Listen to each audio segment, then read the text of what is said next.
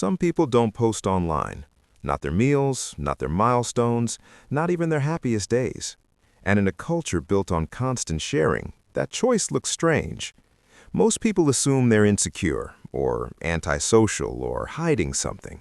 But that's not what's happening. People who avoid posting usually aren't afraid of being seen. They're cautious about what visibility costs. Social platforms sold us connection. What we got instead was self-monitoring. Think about the last time you almost posted something meaningful. You didn't just upload it, you edited it, you framed it, you asked yourself how it would land. The moment stopped being an experience and became a product. Once that happens, it no longer belongs fully to you.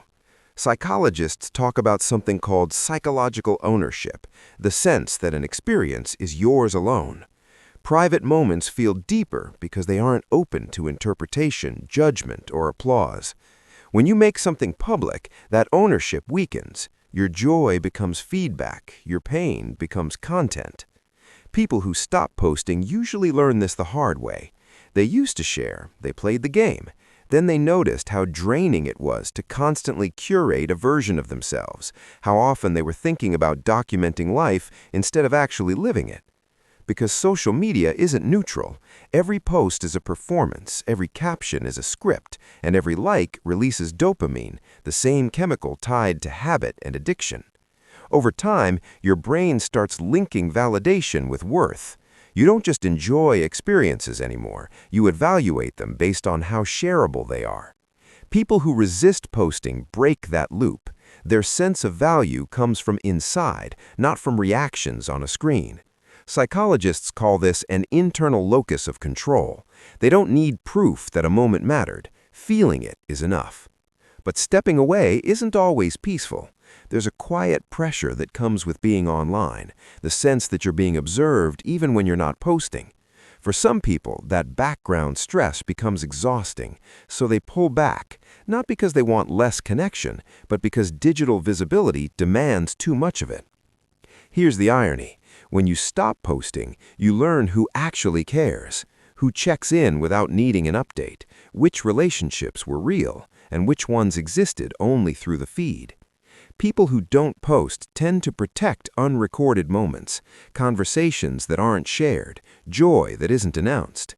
They understand something most people forget. Not everything meaningful needs an audience. Research shows that extended breaks from social media are linked to better emotional regulation and higher life satisfaction.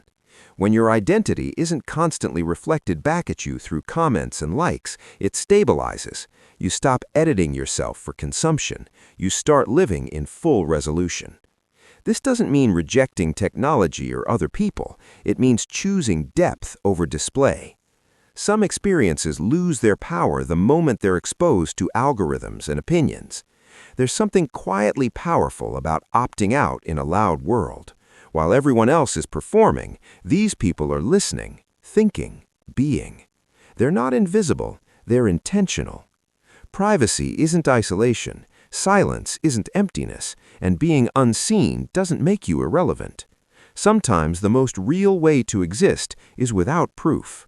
If this hit, tell me what your relationship with social media looks like. And if you want more psychology that actually explains why you think the way you do, like the video and subscribe.